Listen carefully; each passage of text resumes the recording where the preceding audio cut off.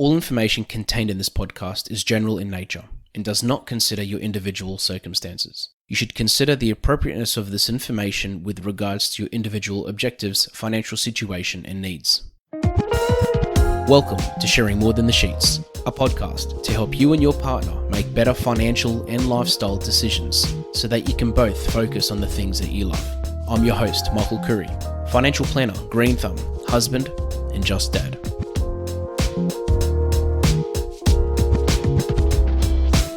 This episode is part of a series where I interview experts on various areas around mental health.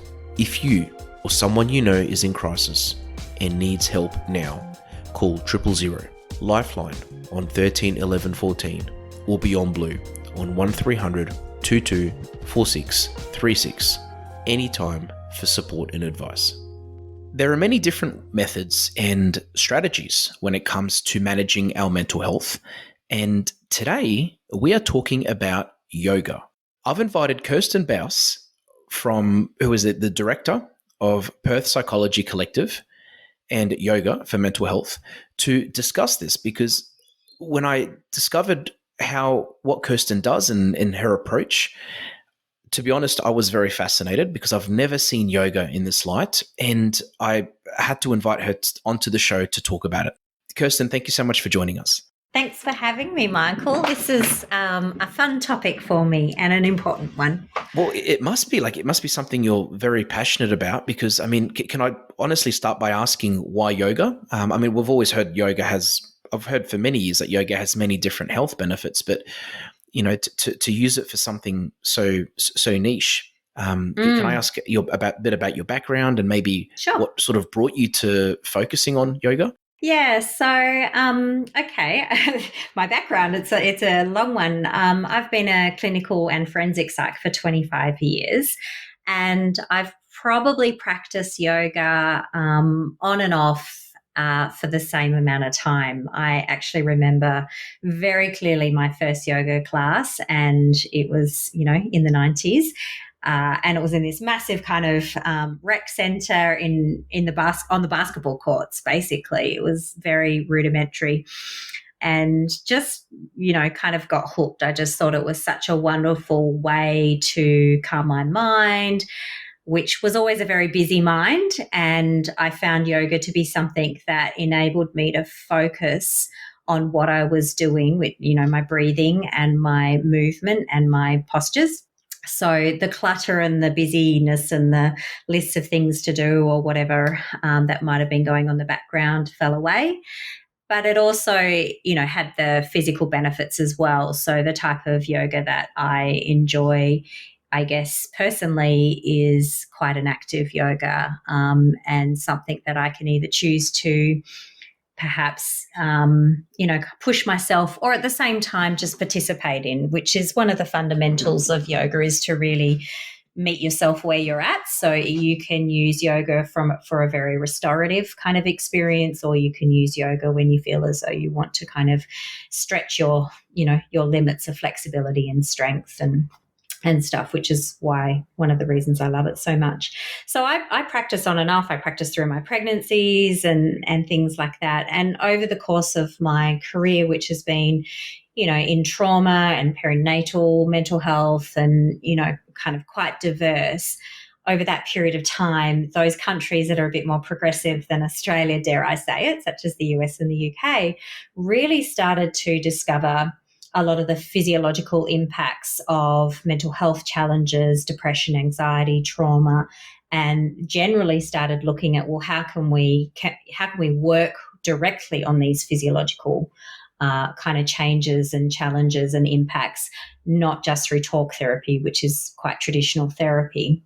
And, it evolved to the point where a lot of the trauma programs that are government funded in those countries, particularly places like veteran services where you've got PTSD rife in the communities that attend those services, they really, really discovered the physiological benefits of yoga, particularly for things like depression, anxiety, and trauma. And so that they're well embedded. If you sign up for a trauma program that's government funded in a lot of those those countries, you will actually be able to also access and either have it funded by the government or partly funded, however their healthcare services kind of and systems work, to be able to participate in yoga that is still yoga, but also with what we call trauma-informed yoga, because some forms of yoga can actually be triggering for people who have depression, anxiety, or trauma. And so taking that knowledge around what could be triggering and adjusting the classes somewhat differently, they get the benefits of yoga for their mental health without the triggers. And so that had been going on for a long time, and it started to, I guess, be something that us Aussie psychs learned about, and also yoga teachers as well. And so for me, as someone who was kind of always skirting around the edges of yoga, and I always had this thing, I was going to become a yoga teacher when I retired. That was on my bucket list amongst some other things. And then I was like, well, why would I wait until retirement? So I did my yoga teacher training, and it was with the specific of purpose of doing additional training in trauma-informed yoga as well, and working in that combination given, my background as a clin psych too. So that's really, I don't tend to run the standard, a standard yoga class. I tend to be offering yoga for mental health quite specifically. So yeah, that's how I came to it, I guess, a love of yoga and experiencing the personal benefits. And then as the research emerged, and it's really very, very clear now and has been for quite some time, that it really has a palpable benefit for mental health too, beyond just the benefit of any form of exercise on mental health, which we know there's plenty of research that tells us that exercise is good for our physical health, and there's plenty of research that tells us exercise is also good for our mental health. This is kind of a bit above and beyond. And when you mention that it's beyond the effects of traditional exercise, what is it about yoga then that has that effect? Because it sounds like what you said, it's been overlooked for so many years. And it sounds like it probably still is here in Australia, because I've never, normally when even as an advisor, when I talk to clients about their insurance, and we discuss mental health a lot, and we talk about treatment, and normally the things that come up is, seeing someone, like what you said, talking therapy, talk therapy, drugs, taking medication, prescriptions, tablets, all these things. I've never heard anyone mention the word yoga, but it sounds like it's underrated from that point of view. Definitely, and it will be for quite some time, because sadly, while Medicare recognises certain types of treatment modalities, and people can receive rebates if they've got a mental health care plan and the practitioner uses the approved treatment modalities, of which for psychologists there's only 3 approved, despite there being a plethora of very evidence-based other modalities. Medicare takes a bit of a while to come on board. Yoga is going to take some time, I think, to be approved. And we've got this interesting dilemma as psychologists, and, that has enormous amounts of worldwide literature, longitudinal literature, research, all that kind of stuff. The data's there, but Medicare can take a bit of time to come on board. And while I kind of have this saying, I refuse to, work just to Medicare. What Medicare says works. When a client is using a Medicare rebatable service, then I do work within the confines of what Medicare approves for the treatment modality. So people attending yoga for mental health wouldn't be using Medicare rebates at all, or private health insurance. Because it's not an approved intervention. It'll just take a little bit of time to be approved. But to, I guess, more specifically answer your question, like what are the benefits? I think the key thing to understand about yoga is that it actually impacts the nervous system, the autonomic nervous system. And the autonomic nervous system is the system that, kind of also takes us into fight, flight, freeze mode. We have the parasympathetic nervous system, which is really what's activated when we're calm and we're resting. It's often kind of referred to as the rest and digest system that's activated. So that's a really kind of settled and calm. When people are or when the parasympathetic nervous system is activated, that's when people would describe feeling quite calm. Sympathetic nervous system, on the other hand, is again, when that's activated, that is an active experience. So, and we have various degrees of how much that might be turned on. So it might be turned on to the point that you know, something terrifying is unfolding in front of you, and it's well and truly the sympathetic nervous system that's turned on, and you're in that fight, flight, kind of freeze mode. Because freeze, interestingly, while you might be frozen and rooted to the spot, all those kinds of sayings that you hear, physiologically, you're going insane on the inside. Your body is just going nuts, even though on the outside you might look as though nothing is going on at all.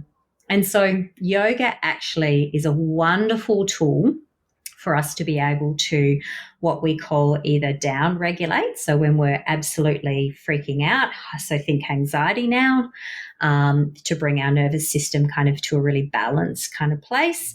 And we can upregulate too. So think of someone who's feeling quite lethargic and finding it difficult to concentrate for reasons other than, you know, ADHD or those kinds of things. But, you know, when we're really low in our mood, as depressed people often are, that's when we actually can experience, I guess, the benefit of using a more active yoga practice, because it directly impacts our nervous system and enables us to create some more activation in the sympathetic nervous system.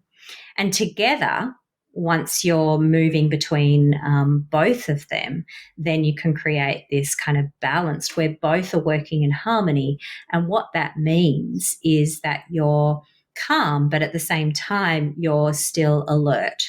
Not alert as in hypervigilant and looking for threat everywhere, but just alert. You're engaged, your mind's feeling awake, your body's able and, you know, able to move if and when it needs to, but you're not about to pounce on anything, and you're also not so lethargic that you're horizontal. Okay, so as far as the autonomic nervous system is concerned, as far as yoga and as far as the relationship yoga has with that, would I be right in saying that it's a combination then of the breathing and the physical parts, like the different poses? Absolutely. Yeah. I mean, yoga, I guess what I'll mention is that yoga, its roots are really far more around creating the physical capacity to be able to meditate for long periods of time.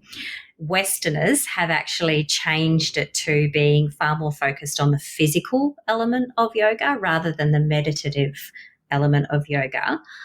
So that's just me acknowledging its kind of historical roots. But essentially, you know, the everyday yoga that you typically see, and even yoga for mental health, is definitely about creating this balanced nervous system so that we're not feeling wired but tired, which would be often the combination of you know, a lot of anxious people are very wired, but at the same time, it's very draining. So they can be tired at the same time. And then it also, you know, counters the lethargy that can come with, you know, a depressed mood as well. So it enables our system, because it's our system that impacts those two things. It's this cyclical relationship, I guess, and yoga helps us address that. And how it does that is different types of breathing patterns will actually calm us down, and different types of breathing patterns will actually help us become more active and alert, and vice versa, in terms of the postures and the shapes and the movement as well. So there's certain particular, I guess, asanas, which is the yoga word for posture, that are actually quite calming. They'll calm and slow down, you know, the nervous system, whereas others are far more activating of the sympathetic nervous system and will create energy. So if you think about people who are perhaps struggling with anxiety, then they might be more inclined to be working towards the breathing patterns and the particular postures that we know speak to the nervous system in a way that calms it down. and the person, or the, the 2 p.m. slump that we can all experience. But, perhaps if we take it to a mental health perspective, those who experience a depressed mood are more likely to be working towards creating, breathing patterns and particular shapes and movement that are going to create energy within them. And that's the benefit of it, is that you can do these things that help create the physiological and emotional states that you want to be in. I feel that the more you talk about this topic, the more I feel like it's, in a way, again, yoga just hasn't been underrated, but I feel like a lot of us have different perceptions on it. Because, for example, when I used to think of yoga, I used to think of some really fit people in a room with really tight pants doing these fancy little moves, about to go sip on their chai lattes as soon as they're done. But when the way you're explaining, it sounds like something that literally anyone can do. You don't need to be of any particular fitness level. You don't need to be a absolute champion when it comes to anything from a fitness point of view, or you don't even need to have experience. You just need to know exactly. You need to be at the right place at the right time to be taught the right postures, breathing patterns, and movements. Definitely. And I mean, that is, again, the version you're talking about of yoga is sadly what we see on Instagram and things. And it has a place. And as I said, I quite like an active yoga practice as well. And in fact, I often joke that my medicine, in kind of quotes, is when I take a less active yoga practice, because it helps me try and really learn how to, I guess, slow my mind without having to give it something else active to focus on, like the postures and breathing. So it's not my natural state to have a calm mind. And yoga is something, and a quieter practice and a slower practice is something that I participate in to try and help me learn how to be more that way, shall we say. These podcasts have been brought to you by Better Financial Planning Australia. To book a free 15-minute phone chat, visit betterfinancialplanning.com.au. But I guess, the Instagram version and the stereotypical version that you just described, it exists, and I'm just stoked that people are doing it. That's wonderful. But the downside is it then does make other people think, well, I don't look good in those clothes. I don't like chai lattes. I'm not strong. I'm not flexible, and can just feel really out of place and intimidated at the idea of participating in yoga. There's a lot of myths about, as you said, about, where people believe they need to be at in order to step foot in a yoga studio. And there's going to be, yoga studios vary enormously, absolutely enormously, and people could just inadvertently head into a yoga studio where everyone is looking pretty fit and amazing. A whole bunch of models, model-like bodies, participating in the class, and that could well be very intimidating for people. The other thing is some of the yoga classes are definitely not designed for beginners, and while perfectionism isn't part of yoga, there is also the flip side of making sure that your students, even beginners and particularly beginners, perhaps are moving in ways that aren't going to injure them. Nobody wants someone to leave a yoga studio injured. And so sometimes there are some cues and some tweaks that people need to make when they're in particular postures, because if they repeat that, then again and again and again, then that could actually over time cause an injury. Nobody wants that. But otherwise yoga's absolutely for anyone at any age, at any level of fitness. As long as you're wearing clothes that you can move freely in, it actually isn't at all about what you look like. It is so much I think it's a wonderful practice where if you've got the right teachers, they help you work from where you're at and what your body feels able and capable to do, which is also another concept that I personally enjoy, because I can tell you that my balance, if I go to a morning class, my balance is really crap. If I go to and do exactly the same class in the afternoon with their balancing poses, I'm going to be more capable of doing those. And yet, funnily enough, my strength is stronger in the morning than at the end of a day. So, and that's just a general rule of thumb. There's always exceptions, but that's the interesting and lovely thing about yoga is it some of the fundamental philosophies of it is to allow you to be where you're at, which changes day to day. And I just described it changing within one day.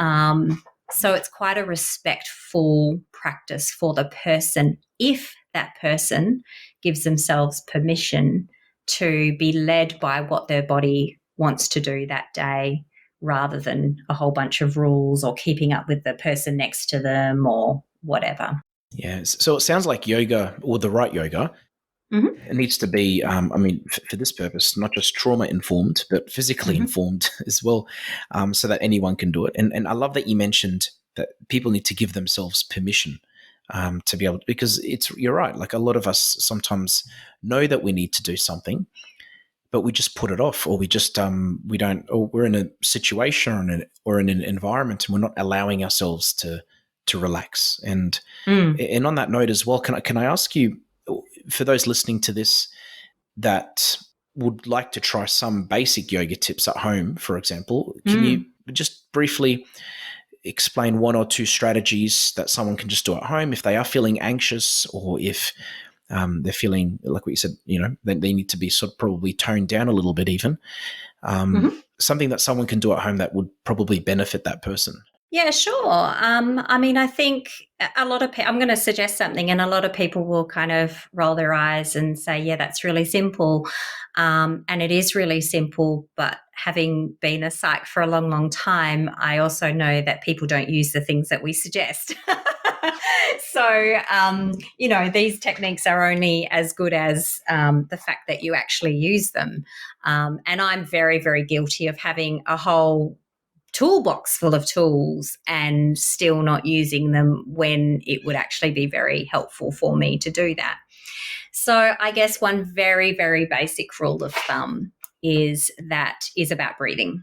And so we find that when people are anxious, it's really, really useful for them to have a longer exhale than a longer inhale. It helps calm the nervous system.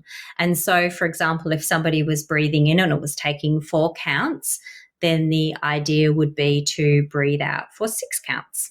And that just helps regulate their nervous system and create that balance from what is an unbalanced nervous system if they're anxious.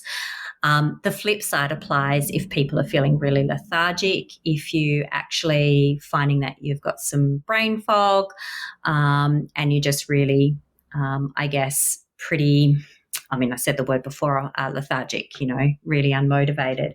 And in that instance, you actually might want to create a little bit more energy.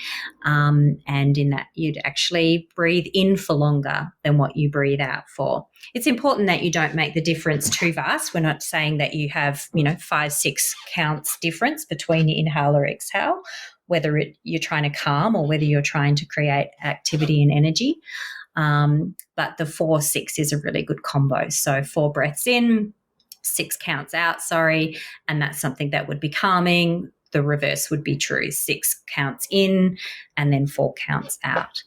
And once you've kind of helped, and you'll feel it physiologically, if you're able to tune into your body, you'll feel that starts to either slow you down or starts to kind of help you become more active and alert.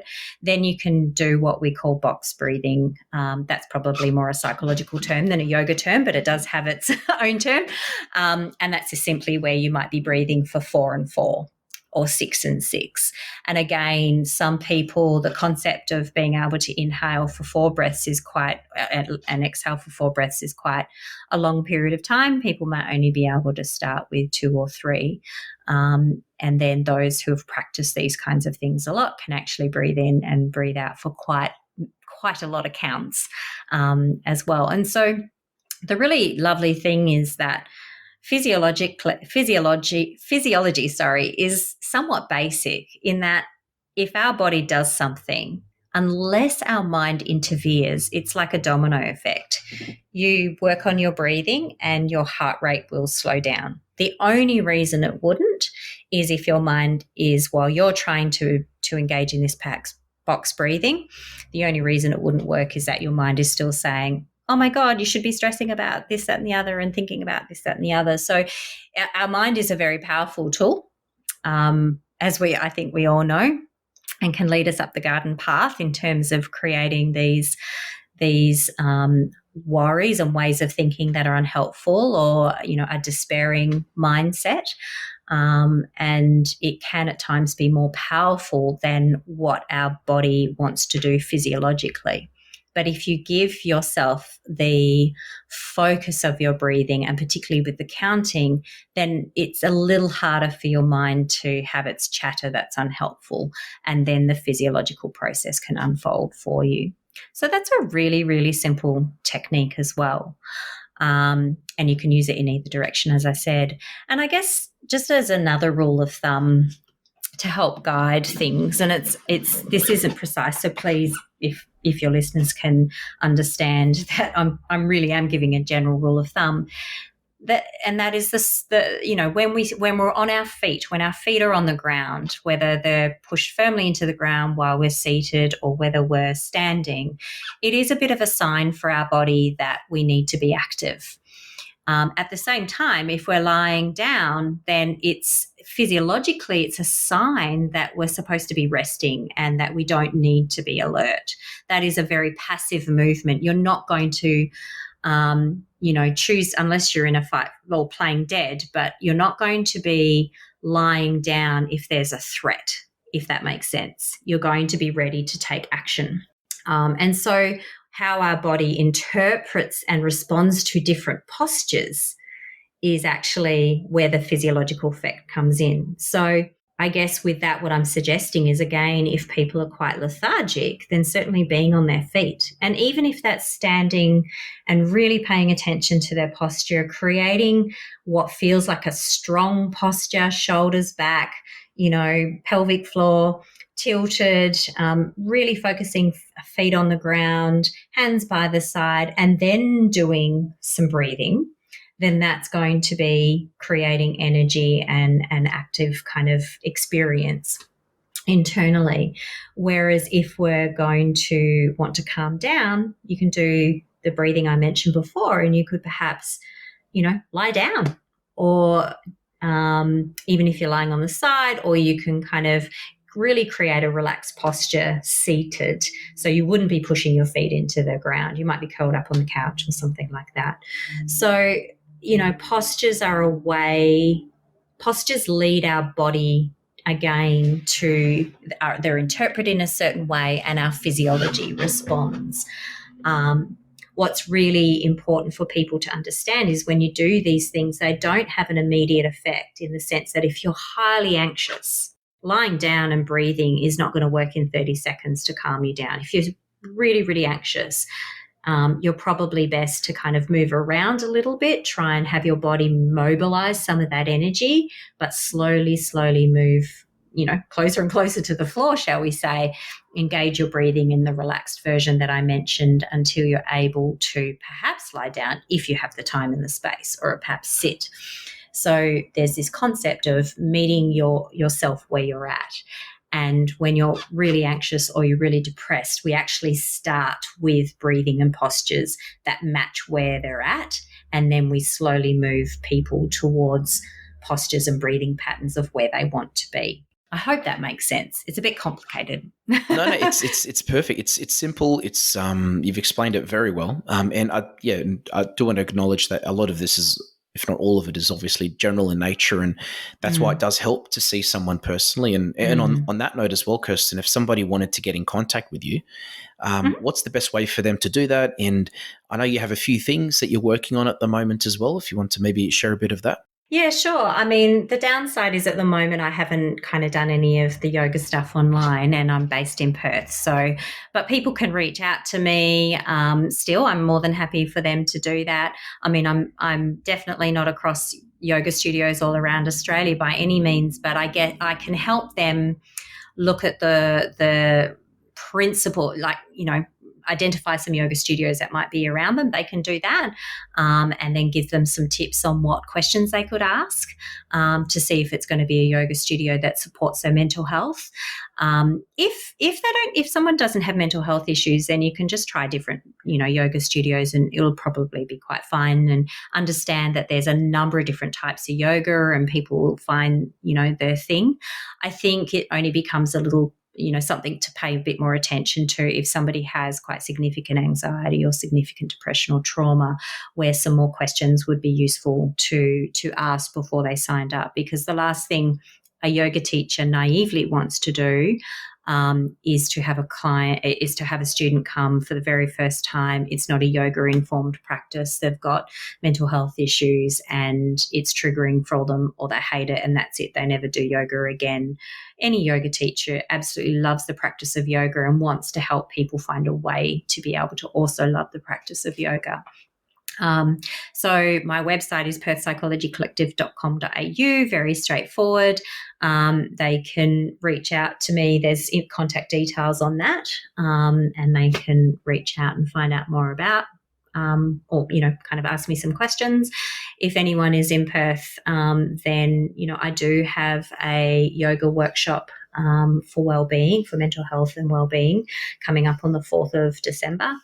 And again, people will be able to find that via the website as well. And that's a workshop where I'll be taking people through a mental health informed yoga practice. Then we're going to break it down a little bit so they can learn a number of different types of breathing patterns that are useful, and different postures that are useful depending on what it is they're seeking. And we also have a bit of a journaling session at the end of that as well, to help people bring it together specifically for them.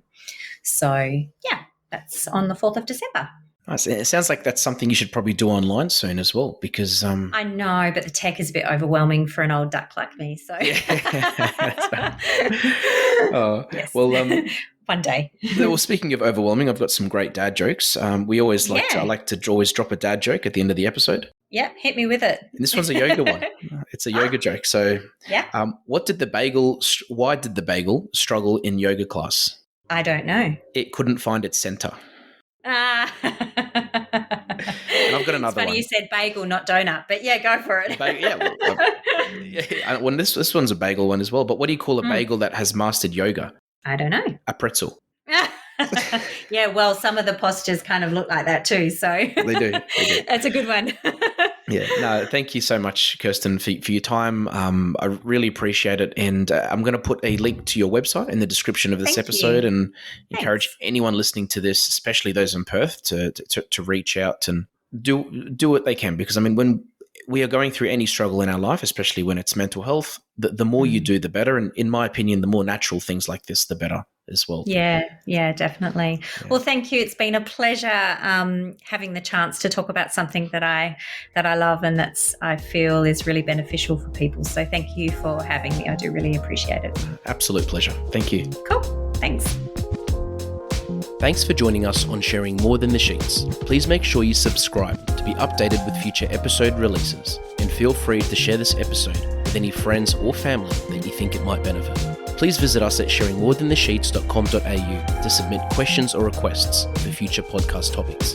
These podcasts have been brought to you by Better Financial Planning Australia. To book a 15-minute phone chat, visit betterfinancialplanning.com.au.